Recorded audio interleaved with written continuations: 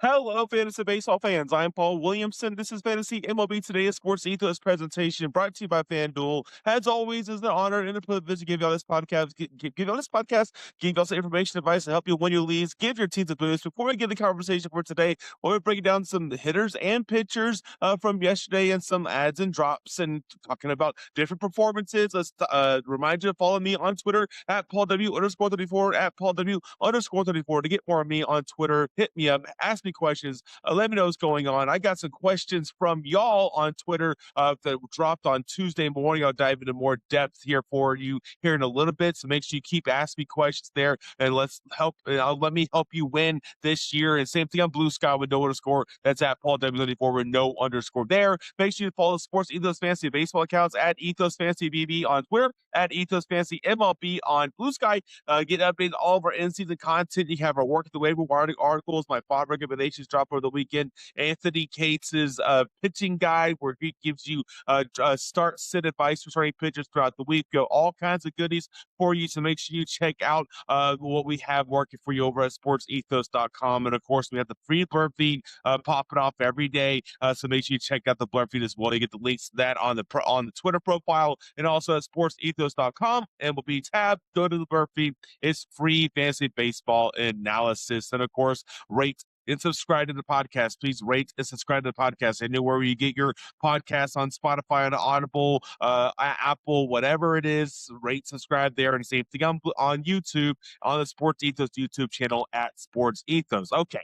Yeah, with all that lovely housekeeping out of the way, let's talk about. But first, let's get into what we're going to be doing daily on the podcast, Monday through Friday at least, is giving you a picture stream for the next day. So tonight, it's going to be a picture stream for Wednesday, and then I'll give you a FanDuel prop bet of the day for today on Tuesday. My pitching stream for Wednesday is going to be Grant Holmes.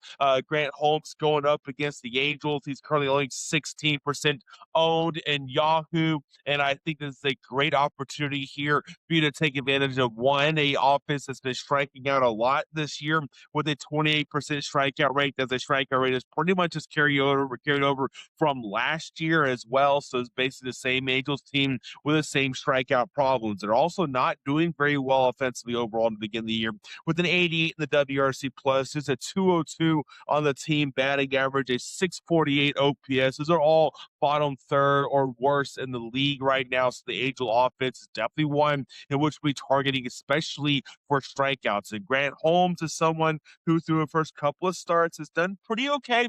Hasn't blown anybody away, but has 2 starts, 11 innings pitched, 6 hits allowed, 5 walks, so good whip here. Just 8 strikeouts, but he's had a 26% hard hit rate and while the strikeouts haven't necessarily been there, check this out. He has a 68.8% overall contact rate against him with a 13.7% swing and strike rate. So he has been missing bats.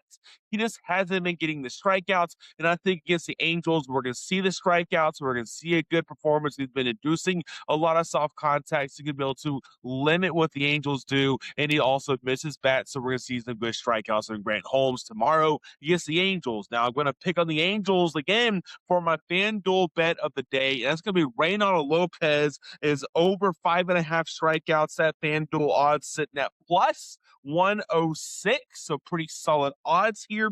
The Angels, like I already talked about, have a high strikeout rate already that's carried over from last year. So there's an offense with strikeout that strikes out a lot.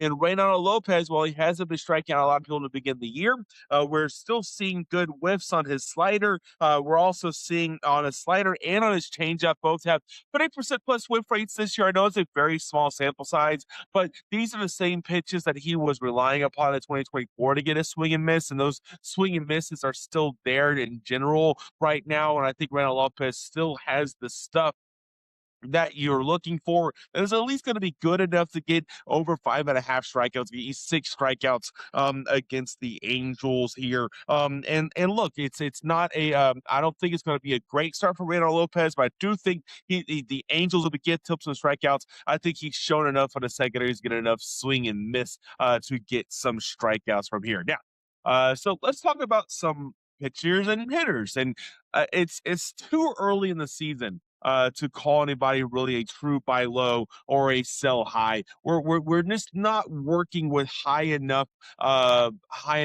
samples to really call any player that in a true and genuine form, right? And so what I'm going to be doing is I'm going to be talking about individual player performances and what I think and how it impacts their value. And there might be some guides on here that I think you can go out and add, right? So we're talking about dropping the guys that were in your final five, six, or seven picks of the draft, right? Don't drop anybody that you picked in the top 150, top 175. Those are not the guys that you want to be dropping here unless there's someone who got hurt.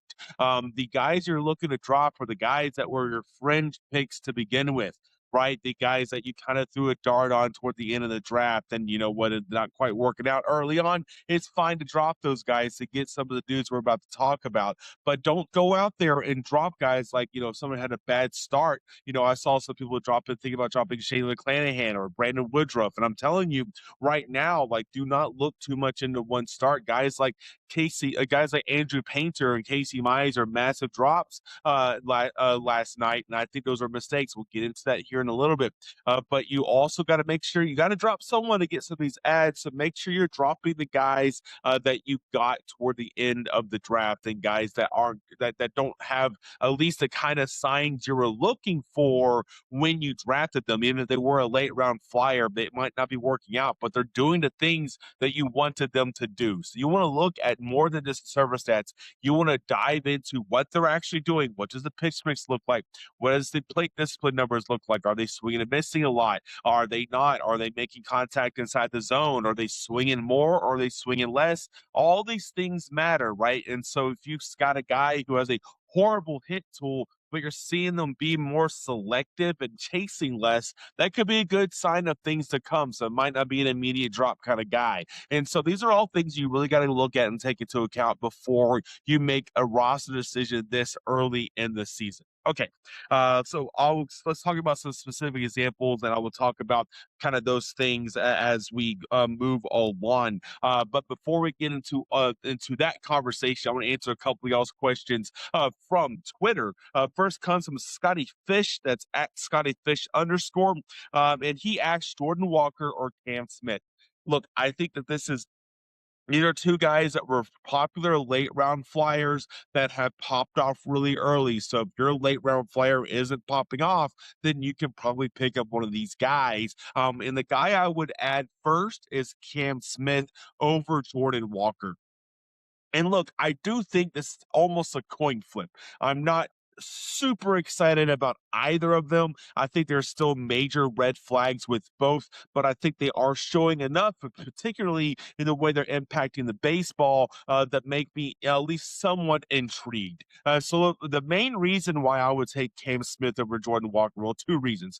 First is team context in general. I think you have better chance to get some RBI and run production out of Cam Smith than you will out of Jordan Walker. And the second one is that we've seen Jordan Walker be in the majors for long enough that this small flare up, this small sample, is hard for me to really, really dive into. At least with Cam Smith, he's still relatively new to the majors. He had a full season last year.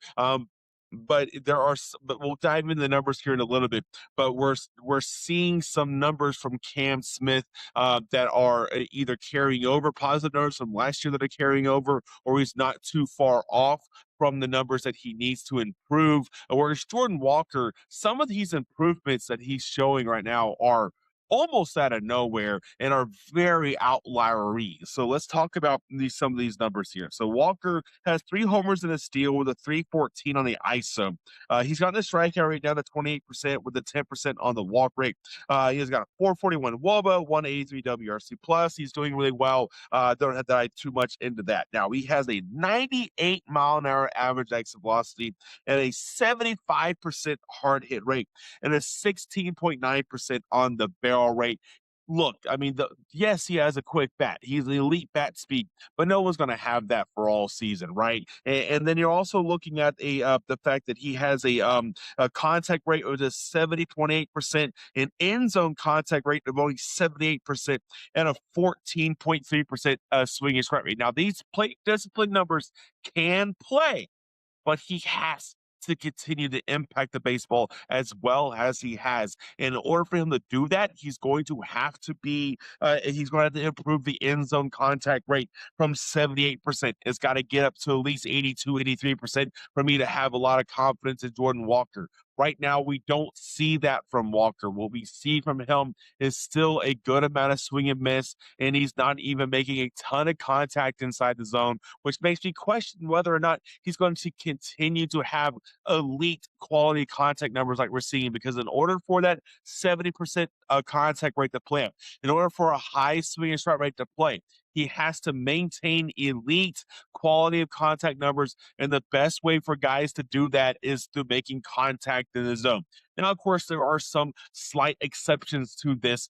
Guys like Kyle Schwarber don't have the greatest end zone contact rate or overall plate discipline numbers, but that's Kyle Schwarber. He's been doing it for a while. Jordan Walker, we've seen this kind of thing from him before where he makes a lot of hard contact, but because he's not making a lot of contact inside the zone, he's not making a lot of contact overall, it doesn't really play and it has major problems. Another thing that seems very outliery is that his ground ball rate has suddenly been amazing this year, looking at a 36% ground ball rate, I believe, up from the 48-50% range. And that just to me, I got to see more of that before I can really buy it, right? You don't typically see a guy go like that overnight from like a near 50% ground ball rate down to where it's at right now, 36, 37, 38% on that ground ball rate. And so it's very hard for me to really, really put a lot into that because it just like I said, it's very outliery, and so it's very out there. It's that I don't know how sustainable that is. Now for Cam Smith, he has 3 homers and 3 steals. He has a strikeout rate down to 24% with a 13% on the walk rate here. Now, unlike Walker, his ground ball rate has always been pretty solid. It was pretty solid last year at 45%. It has decreased down to 42%. I think that's a very much more sustainable improvement here from him. We're seeing really good quality contact, but not like so crazy high up that it won't be able to be maintained. He's sitting at 11.5% barrel rate and a 50% on the hard hit rate. Now this is where Cam Smith is actually struggling this year, despite the low strikeout number, is that we're seeing a 67% overall contact rate and a 15.3% swing and strike rate. That is considerably, not I don't say considerably, but it's definitely worse than what we saw from him last year. Last year we saw an end zone contact rate of 83.9%, an overall contact rate of 73%, and a swing and strike rate of 12.6%. Now, while Cam Smith's overall contact numbers and end zone contact rates are actually worse than Jordan Walker's right now, we actually have a full season of him having a pretty decent hit tool in the majors. So I think that there is a better chance that Cam Smith has an improved hit tool as the season goes along than Jordan Walker, because we've seen it from Cam Smith already. We've seen the good end zone contact rate that he's going to need to continue to impact the baseball as well as he has. We already seen him have a better contact rate, a 73% overall contact rate, a swing and strike rate below 13%, 12.6%. These are numbers we've already seen from Cam Smith. We haven't seen that from Jordan Walker yet. And so I think it's much more likely that Cam Smith's hit tool comes around. He starts to make more contact inside the zone, which makes me believe he's going to make better overall contact as the season goes along. Now, look, they both have potential hit tool concerns, and they both have pretty major floors. However, I think that it's more likely that Cam Smith unlocks his ceiling than Jordan Walker unlocks his, because Jordan Walker's been around a long time already. I don't say a long time, but a lot longer than Cam Smith, and we haven't seen that hit tool at all, whereas we've seen it from Cam Smith already. So I trust Cam Smith a little bit more than Jordan Walker. All right. The second question I got on Twitter came from Russell Koch. Russell Koch is in a league where saves and holds are two separate categories. He asked me Ryan Walker or Garrett Whitlock. Now, here's the thing in these type of leagues. Holds are a lot easier to find on the waiver wire than saves. And so that's the main reason why I chose Walker, because I do think he's still the closer in San Francisco. And I think that Garrett Whitlock is a good setup man. He's a good holds league option. However, he is not an elite holds league guy. He's not like one of the top. He's not like Cade Smith whenever he was with Emmanuel Clase, or Brian Abreu when he was setting up Josh Hader. Right? He's not on that kind of level in terms of a setup man. And so I chose Ryan Walker. Now, Ryan Walker has had some little minor red flags this year, most notably being used in the sixth inning of a ball game. Typically, closers don't get used in the sixth inning, really, no matter how dire the situation is for the team. But I think we are reading way too much into that. The reason why I was into Ryan Walker to begin the season is the same reason why I'm still in on him now. The pitch mix is still the same. The sinker or slider numbers of movement are still the same than we've always seen from him. The whiffs are bound to come back. It's only been like 3 or 4 innings here, y'all. Would you really freak out over a starting pitcher that had the first 3 innings, first 4 innings of a start was bad? And you go, oh, well, look, those 4 innings were bad, so I'm going to drop this starting pitcher. So why is it the same for a relief pitcher? Because the problem with relief pitchers is that they only go an inning at a time. And so they just have a bad inning that inflates the ratios crazy. It makes it toward where it looks worse than it really is. You gotta really pay attention to relievers and their stuff and how their stuff looks as opposed to the surface level results. Because at the end of the day, that is going to be the number one determining factor. So not only were we seeing Ryan Walker have the sinker still sitting at 95 mph plus, we're still seeing the same amount of drop. We're actually seeing more arm side movement at 2+ inches on the arm side movement on the sinker. And the same story on the slider here. It's the same amount of drop with 2+ inches of arm side break. So we're having two opposite breaking pitches that have more on the opposite break, right? We're seeing more arm side movement on the sinker, more glove side movement on the slider, and we're seeing the same velocity here. And so I think Ryan Walker is going to be just fine. And another reason why I like Ryan Walker as a closer the rest of the season is because I'm not a big fan of the guys who could potentially take his place. First is Caleb Killian, and y'all know that if the guy pitched for Texas Tech, I'm going to be a bit of a homer for him.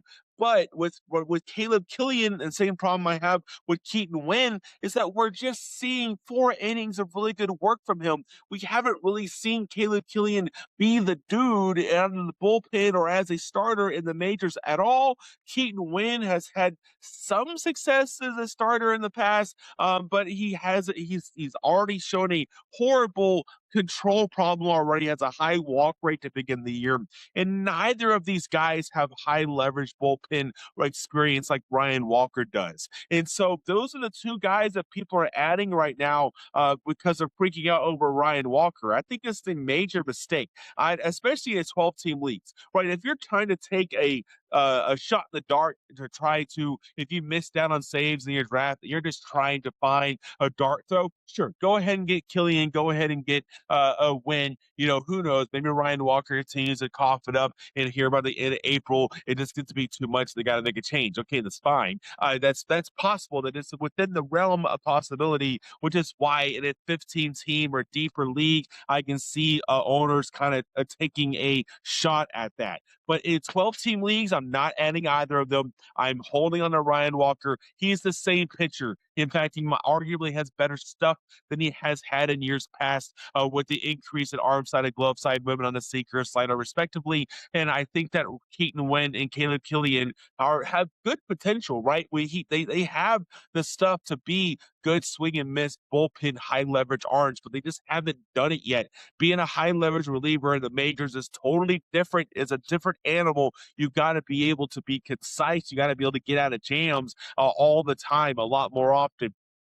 And if they haven't done it yet, it's hard for me to say that I can trust them as a closer or get trusted to be named the closer as well.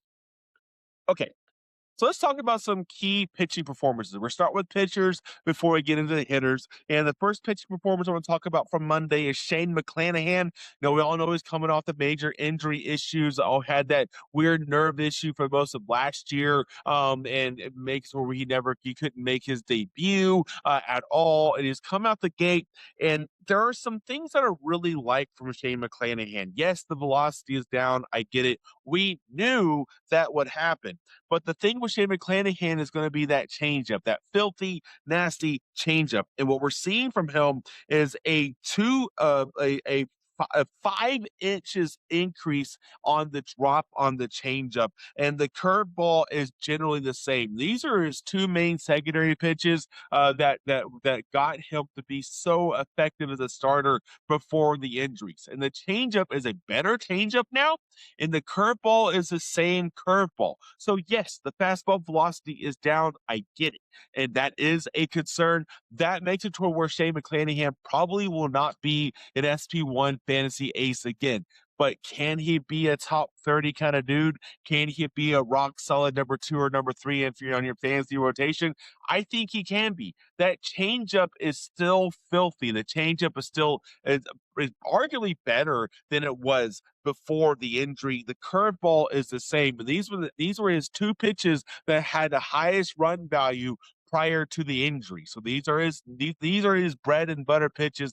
These are his out pitches. And so while yes, the fastball velocity dropping is a concern, it is not a overriding concern when you consider the secondary offerings are still pretty damn good, and he still showed really good control his very first outing out. The second outing this yesterday on Monday, the control wasn't all that great, but I think we can still hang our hat on the first outing. Now look, it's his first time back from major injury, from a long-term absence. And so we're going to see these ebbs and flows. We're going to see you go up and down, up and down. The command is going to be a little spotty in some starts. He's going to have a floor to begin with. So you might need to be picking and choosing right now where you start McClanahan. But you don't drop him right now. I think that there's still a top 25, top 30 arm in there with the way those secondary offerings are being portrayed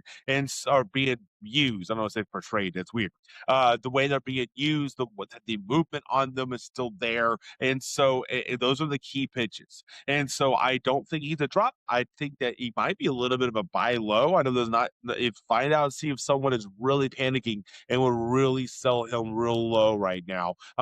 Why not go ahead and try and see what you can get? Because this guy was already a late round fringe pick already. And so why not trade one of your fringe picks for this fringe pick and see what happens? Probably not a bad idea. Very low risk kind of trade opportunity here for fantasy managers.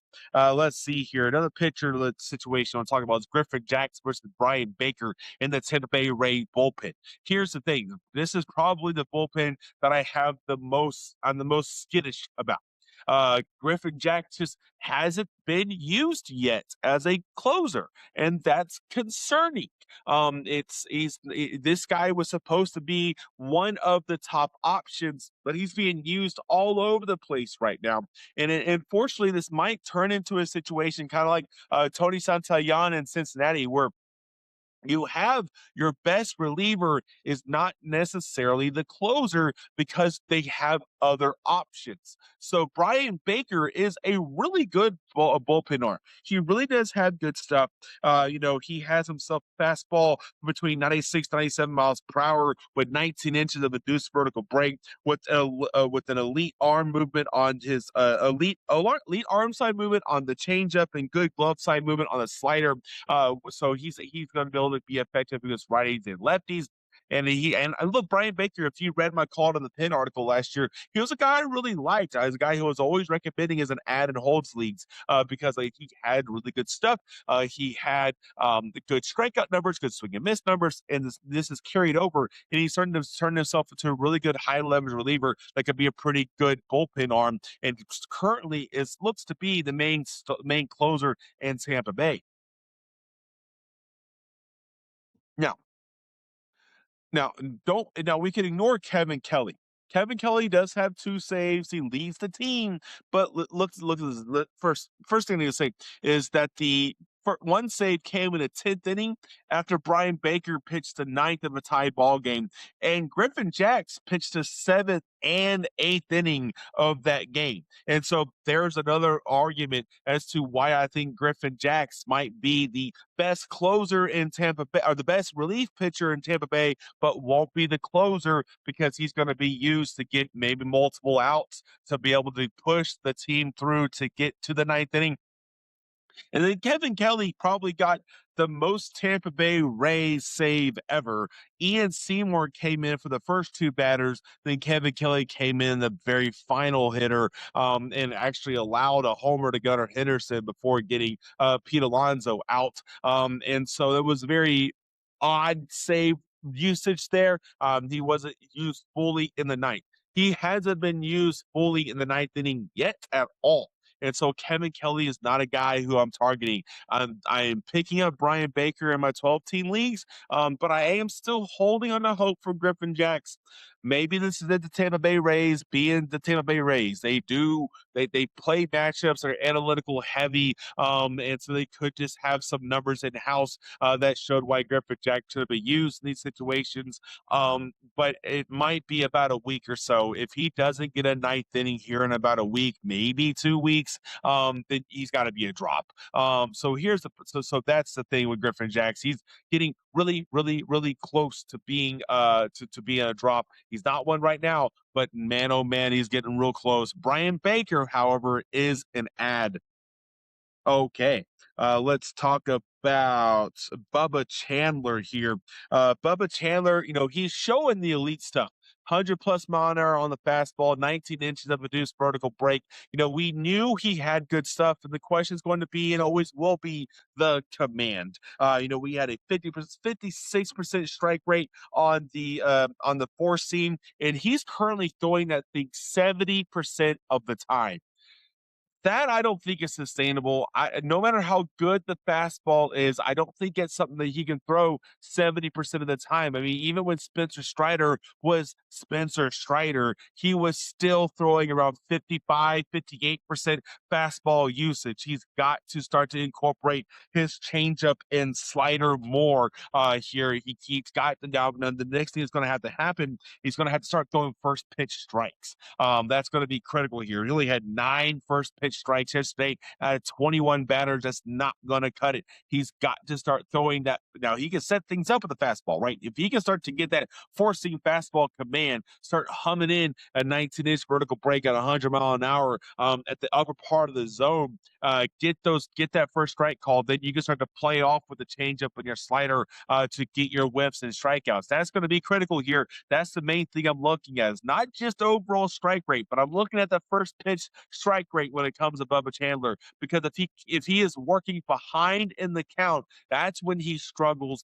That's when that's whenever he opens himself up to get rocked by the fastball, because he has to start humming some in more down the pipe as opposed to where he wants to throw it, because he's throwing from behind. And so if he can be ahead in the count and control the count, that's going to be much more effective for him. That's going to make it to where he can start to get batters to chase outside the zone whenever he's working with the 0-2, 1-2 count, as opposed to being down 2-0, 2-1, because he's got to be able to get guys to chase.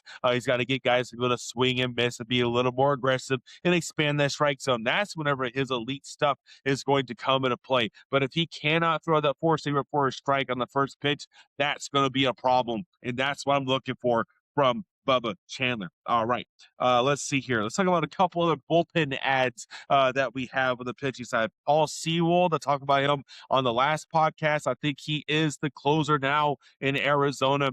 He's his velocity and everything is the exact same than what it was pre-injury. He never really did blow anybody away. The fastball's still sitting around 92 miles per hour. The sweeper's still sitting at around 81, 82 miles an hour. The velo has always been there from him, and it has never been awesome from him, but it's the same pitch mix, it's the same movement, it's the same velocity. And remember, this guy was a lockdown closer before he got injured. And so I think Paul Sewell is somebody you got to go out and pick up right now if if he isn't already picked up. I think he's still sub 40% rostered on Yahoo. And then Riley O'Brien. I told y'all last podcast. A lot of guys went out and picked up Ryan Stanek. And I said, no, no, no, no, no, no. Do not. I don't want Ryan Stanek. I believe he's the one that I said I'm not going to touch with a 6-foot pole. Social distance your team. So Ryan Stanek, even whenever he was getting the ninth inning for the Cardinals, the walks were still there. He was still walking a ton of people. And so without that kind of command is the reason why he never could be the closer when he was an elite setup man for the Astros. He was an Astro. Right? He was a great setup man in Houston, but the walk issue was reason why he never could really be a closer is because he could not get the walks under control. And we saw that continue this year. And I think Riley O'Brien is going to finally settle in as the closer in St. Louis. Now, next guy I want to talk about here is Brandon Woodruff. Brandon Woodruff, not super great yesterday. 5 2/3 innings, 7 hits allowed, 5 runs, only 3 earns. That's okay with the 4 strikeouts. Now, the velocity, like with Shane McClanahan, the velocity was down at around 91, 92 miles per hour, but the command and control was still there. He had a 61% first pitch strike rate. We were looking at a strike rate of 60% or better, and 4 of his 6 offerings, and that is what allows him to work with the changeup outside the zone, get people to chase his changeup. That changeup's going to be critical for Brandon Woodruff because if he can pepper his he throws a lot of pitches. There's like 6 different pitches. If he can throw most of those offerings for strikes in order for him to get the chase outside the zone on pitches like the changeup, then that's going to be critical for Brandon Woodruff. The four-seam fastball strike rate was 74%. The cutter was sitting at 69%. I do think we're eventually going to see less four-seamers and more cutters. He's throwing less cutters now than he did last year. Remember, he introduced that cutter last year to kind of help offset the decreasing four-seam velocity. So I do think we're going to eventually see more cutters because that four-seam velocity seems like it's not getting any better. And so he's going to have to compensate for that a little bit more, which I think that's going to mean more cutters. And the good thing is he's throwing that cutter for strikes. The curveball sitting at 60% strike rate, sitting at 67% strike rate on the sweeper as well. Now here's the thing, looking at that curveball. That curveball had a dramatic drop in velocity from 82 miles per hour down to 74 miles per hour, but that led to a dramatic increase in vertical drop from 46 inches up to 61 inches, including 2 additional inches on the horizontal break as well. And so that curveball is a much bigger curveball with a lot more movement to it. So I do think that's another improvement that's going to help him mitigate the loss of velocity now, because now he has bigger breaking pitches to work with.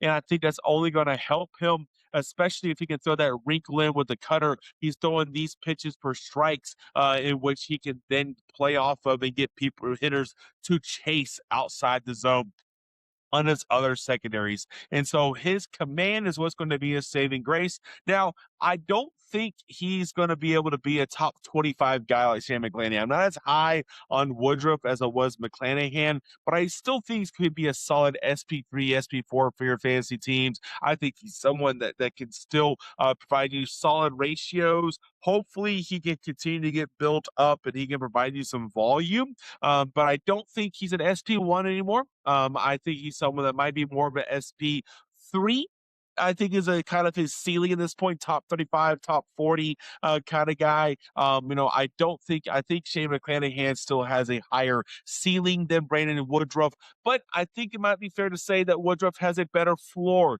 than McClanahan because saw from him last year. We're seeing the command this year. We're seeing the change in the curveball drop as well. So that might be something that plays a little bit up plays a little bit better than I think it might. And so there are some things I like here for Brandon Woodruff. He's not someone who I'm looking to drop. He's not looking for someone who I'm looking to buy low or sell low or anything like that. I think he's somebody who's got to hold on to tight and pick and choose your spots right now when to start him. And then whenever we start to get a little more data, start to see a little bit more of what he's able to do this year, then we can have a better idea of just where he is in the rankings overall and who you can start him against. Right now, I think he's someone that you're probably starting probably around the bottom 2/3 of offenses, the top third of the league, the top 10 or 12 offenses. You probably want to steer clear with Woodruff right now, but I think eventually you might be able to start trusting him against more of those offenses. Now, another thing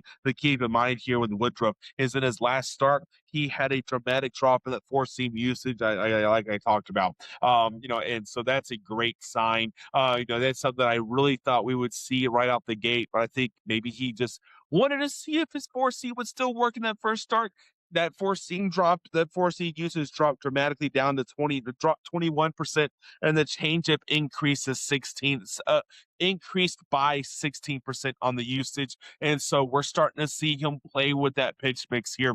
And maybe with that change of pitch mix, I can be a little more high on him as we start to see the results return. But because of the command, I'm still in on Woodruff. I don't think he is someone to be panic dropped or anything like that. Okay.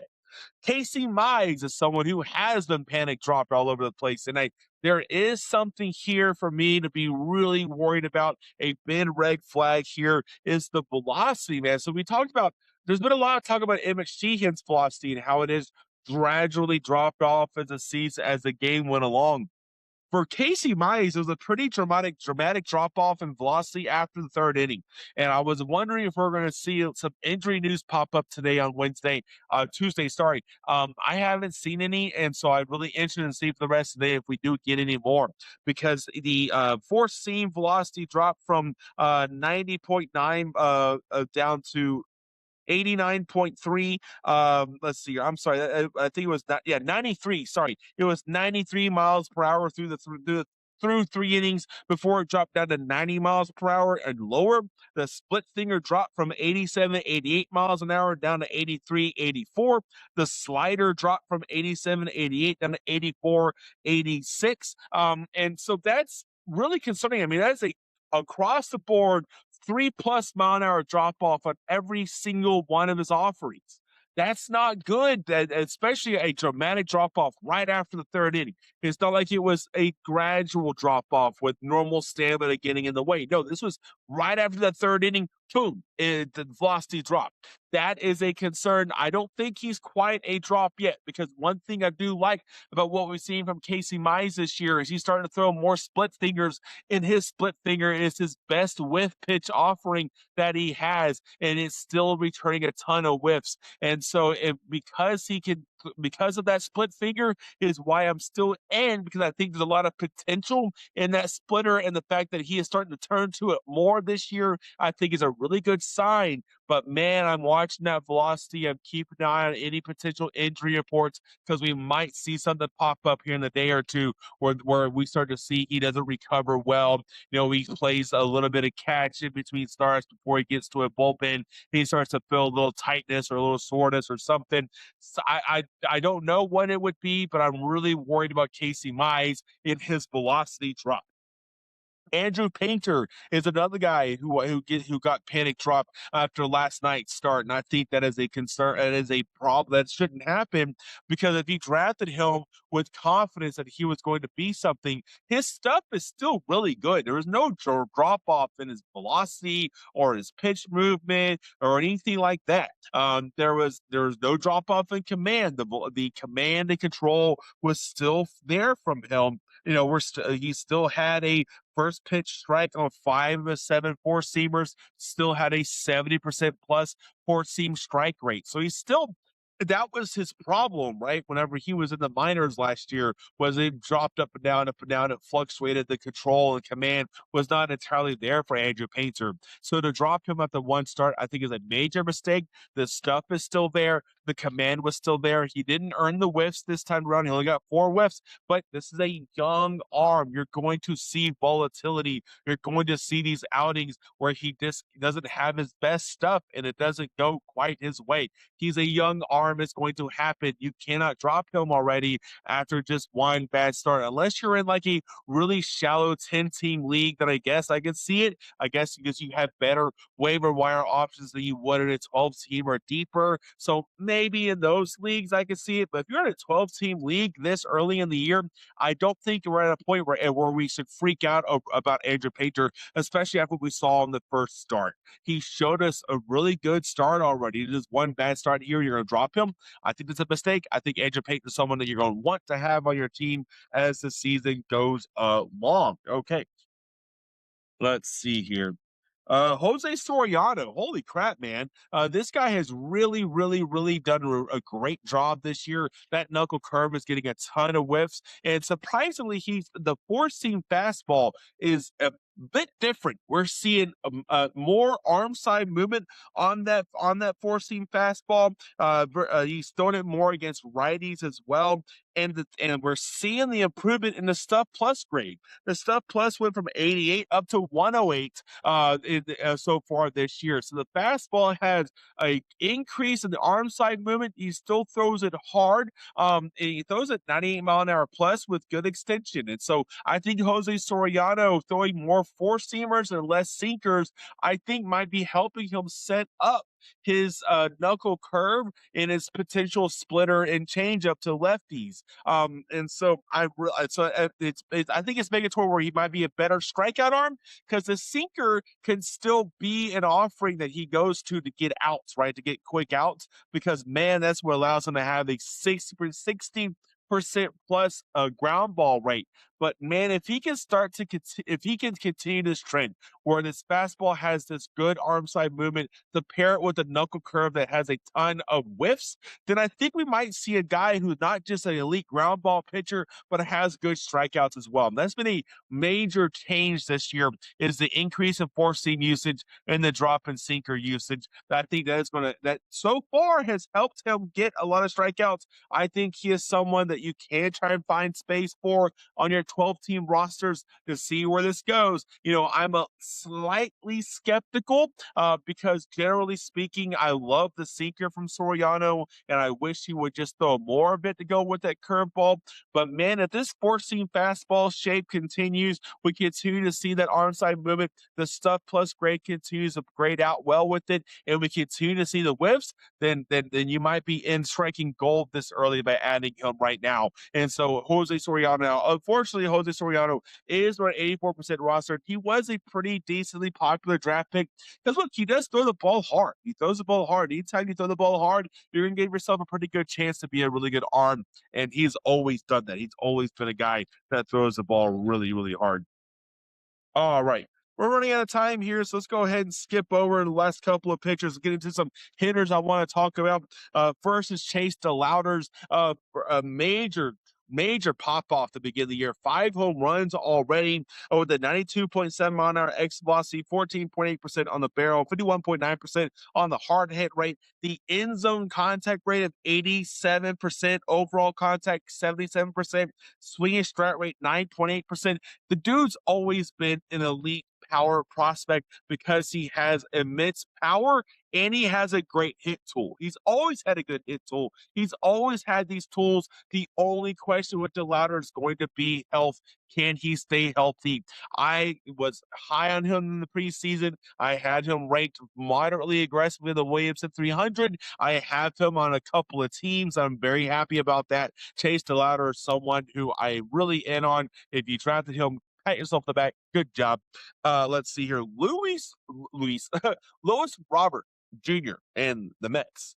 my God, maybe a change of scenery really was all he needed. Maybe Nathan Baker is just just a sights a fortune teller of sorts, because of how high he was on him. There was no player in fantasy baseball, I feel like, that had more of a dichotomy in terms of, or more split for the fantasy baseball community than Luis Robert.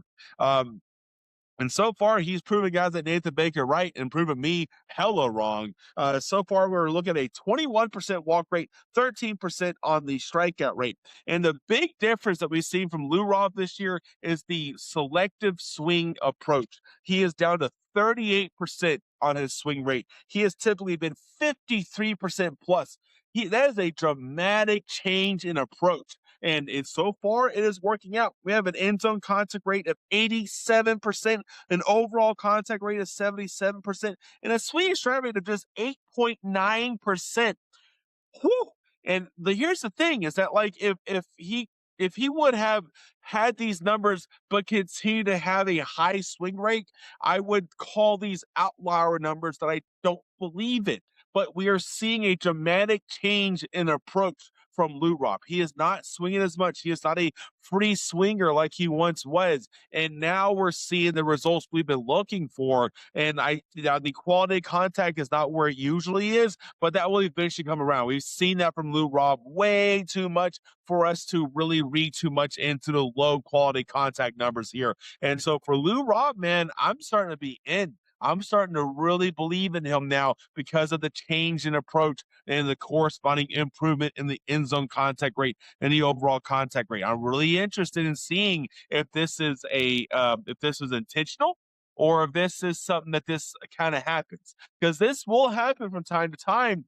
We'll see a drop in the swing rate, but it's not real. It's not a mental change. It's just kind of how things went, and then we'll see it creep back up. But I don't know, with the change of scenery, new coaching staff, and we see a dramatic change in the swing rate. I think it's legit. I think it's real, and I think that he is someone that is being more selective at the plate, swinging at the pitches he wants to swing at. That has led to dramatic increase in the end zone contact rate, dramatic increase in the overall contact, dramatic decrease in the swinging strike rate. He's also walking a ton right now, and so Lou Rob is definitely someone who I think I'm in on for the rest of the year, man. Because those are some beautiful numbers to see. Let's see here. Jacob Marcy has been a very, very disappointing start to the year for him, and he was one of my fakes to begin the year. And so, but I don't think he's going to be this bad. I mean, he's currently only batting 105, but the big problem from him right now is a 52% fly ball rate. He is hitting a ton of fly balls, and unless you're someone who impacts the ball really well and you're looking to be a major home run kind of dude, and this type of fly ball rate we expect to see from an Isak Paredes or from a name that's Dalton Varsho is another guy who's going to have a really high fly ball rate because he's a power hitter looking to hit a ton of homers and sacrificing batting average in order to do that. Jacob Marcy is the opposite of that. You want him hitting the ball on the line drive, hitting hard ground balls to try and get to the infield to get hits and get on base so he can steal bases. So we've got to see that fly ball rate correct itself, and I think we eventually will. We also see a 31% strikeout rate from Marcy. I also think that he's not that bad, right? My problem with Marcy was never the hit tool. My problem with Marcy was always we didn't really see him hit the ball that hard in AAA. Why do I think he's going to start hitting the ball hard in the majors? And so far, he's hitting the ball hard. He does have a 44% overall hard hit rate right now.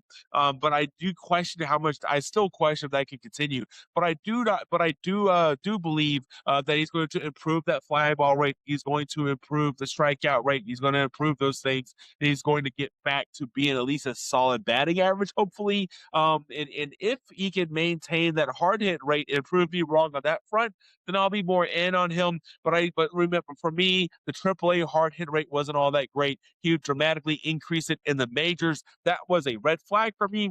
I want to see if he can continue to hit the ball as hard as he has. And one last name here, Joey Weimer. Sorry, I got a second name as well. Joey Weimer here, getting dropped, hella dropped all over the place. And I kind of said this already, y'all. he's not an everyday guy. It doesn't matter how well he was hitting. He was not an everyday guy. He was never going to be an everyday guy. Look, they have Dalen Lyle, Jacob Young, and James Wood in their outfield right now. They don't have room for him at in the for the Nationals right now.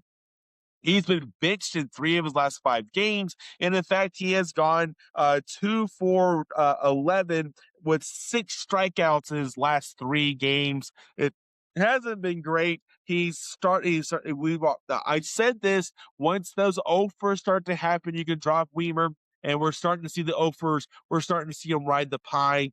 Things are starting to come back to normal for Weimer, and so yes, he is a drop. Congratulations, you rode the hot streak. The hot streak is over. Go ahead, drop him, move on. You don't need him anymore. And the last name that I want to discuss in terms of hitters is my man Brady House. This dude has just been. I can't find my number. I don't need him. Brady House has been hitting the crap out of the ball. He is 22 years old, had 65 grade raw power, has a great average exit velocity out, good barrel rate, good hard hit rates, and he's being a more selective hitter. And so that has really helped him pick and choose his pitches. Now, the overall contact rates haven't really been there for him. He still has a floor, right? I don't think the plate discipline or the hit tool has quite come around yet, but we are seeing him work on it. We are seeing him be a little more selective at the plate, and I think that is only a good thing to see a young hitter change their approach, and we're starting to see some of those results on the surface. We're starting to see better contact overall. Now the question is, can he start to make more contact? Can his change in approach lead to a better lead to better plate discipline numbers, lead to better hit tool numbers? I think they eventually will. He's a young hitter starting to find his way around the majors, and I think he's someone that you need to add right now on 15-team leagues. Continue to watch him as 12 teams. If we start to see the plate discipline numbers improve just a little bit, he will become an ad. And that's what I'm looking for. Alrighty, y'all. Thank y'all so much for joining me. As always, it's an honor and a privilege to come to this podcast to help you, give you some information, advice, to help you win your leagues, give your teams a boost. Make sure you follow me on Twitter, ask me questions, hit me up there at Paul W _34. That's at Paul W _34. Same thing on Bluesky there. No underscore. That's at Paul W34. That's at Paul W34 with no underscore. At sportsethos.com and Sports Ethos Fantasy Baseball accounts. Get updates on our blurb feed. Get updates on all of our in-season content to help you win your leagues. Make sure you join the Fantasy Pass for just $6 a month in order to get access to all this lovely content to help you win the league. That's less than a cup of coffee, y'all. Go pick up the Fantasy Pass right now to help you win. And then one more ask, please rate and subscribe to the podcast. Please rate and subscribe to the podcast here on YouTube at Sports Ethos on the Sports Ethos channel, or wherever you get your podcast on Spotify, Apple, Audible, wherever. Rate and subscribe, help push out. I'll love you forever. I'm Paul Williamson. This has been Fantasy MLB Today, a Sports Ethos presentation brought to you by FanDuel. Y'all have a good